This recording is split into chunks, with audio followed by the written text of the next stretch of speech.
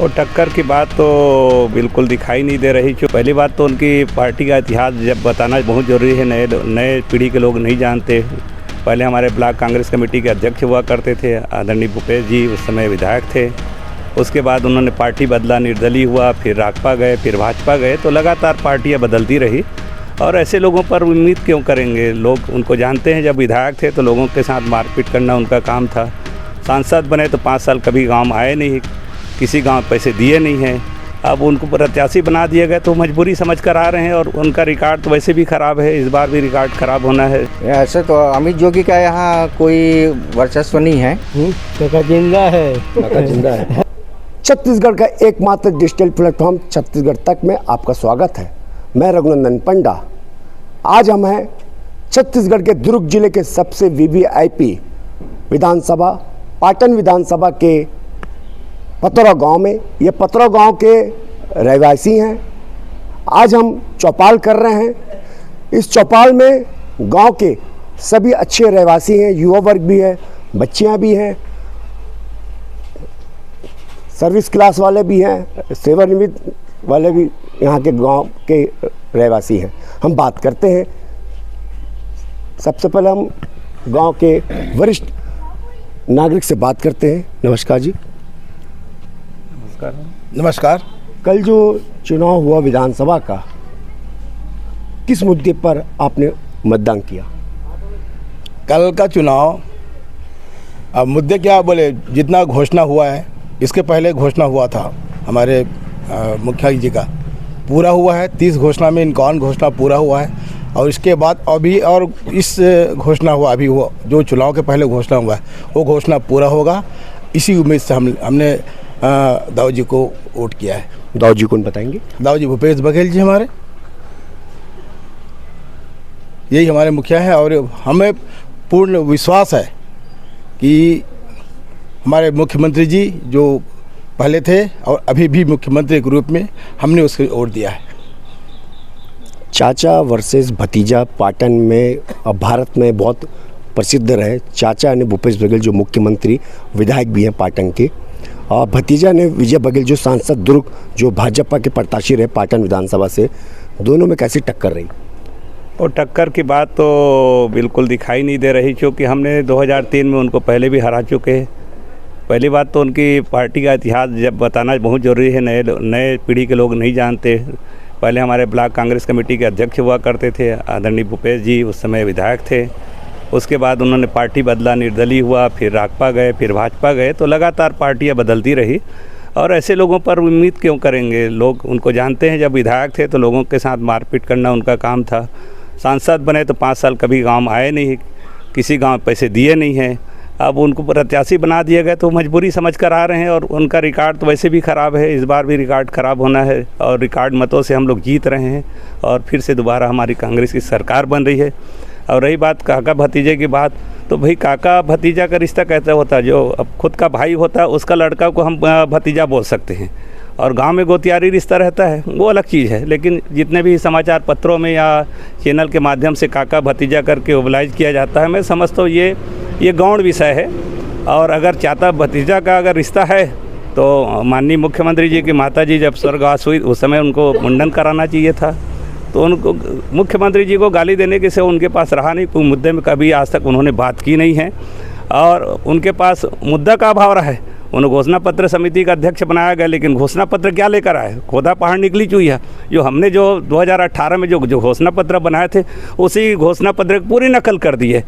हमने जो बोले थे कि धान का कीमत इतना देंगे तो 100 बढ़ा दिया, हम इतना क्विंटल धान खरीदना जा रहे हैं तो 1 क्विंटल बढ़ा दिया। बस यही उनका पूरा रूपांतरण कर दिया। मतलब अब वही नकल अगर कर रहे हो तो अकल की भी ज़रूरत होती है।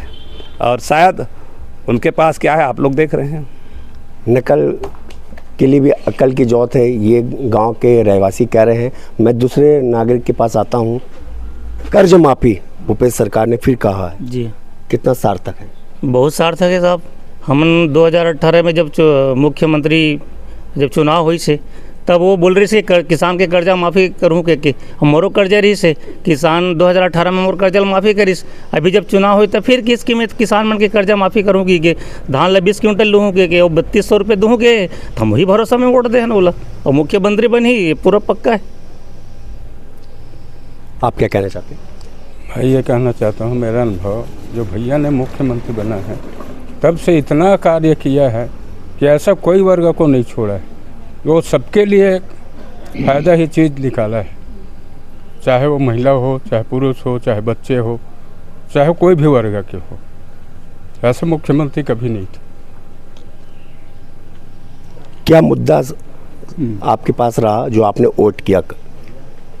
मैं देख रहा हूँ 2018 से जब चुनाव में भूपेश जी जीते और मुख्यमंत्री बने तो उसमें वो बहुत सारा वादे किए थे। तो अधिकांश जनता यही सोच रहा था कि अरे ये तो बीजेपी वाले जैसे 2013 में 2100 रुपया अब बोनस की बात की थी, लेकिन उसने तो 3 साल का 2 साल का बोनस दिया ही नहीं, 2100 रुपया उसका मूल्य नहीं दिया। तो कहीं वैसे ही कर देगा क्या 2018 में भी?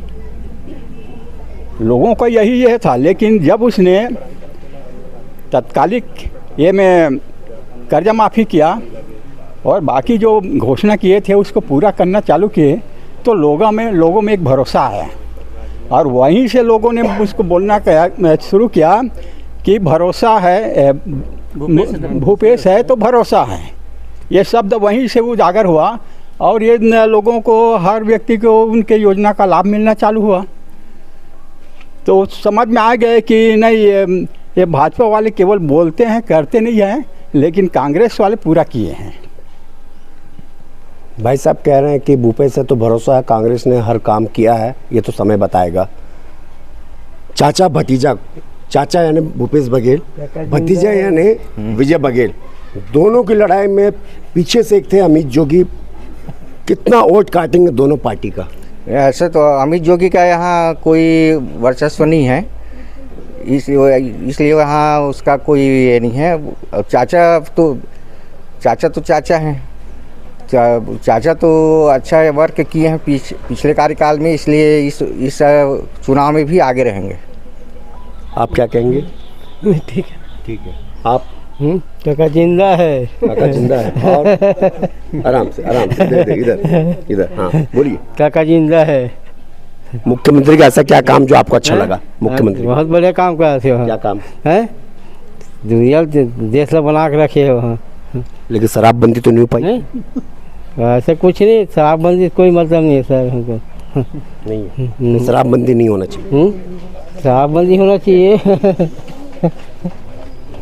शराबबंदी होना चाहिए भाई साहब कह रहे हैं। मैं गांव के जो बच्चे हैं, युवा, जो देश का भविष्य, उनसे बात करता हूं।